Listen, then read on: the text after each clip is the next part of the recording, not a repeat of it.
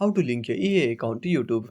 Hello everyone, this is Max. Welcome back to another tutorial video. So let's start without wasting any time. Also make sure to watch this video till the end. So first of all, open up YouTube on a device. Now tap on profile at the bottom right corner. Now tap on settings at the top right corner. Now on this page, you can find different settings. Now under account, simply tap on connected apps. Now next to electronic arts, tap on connect. Again tap on connect.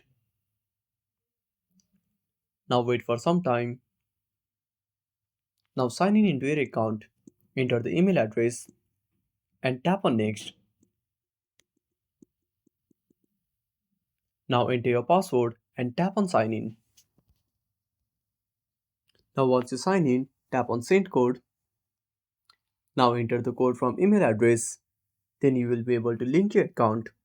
And that's it. Thanks for watching. Make sure to subscribe our channel and hit the bell icon. See you in the next video.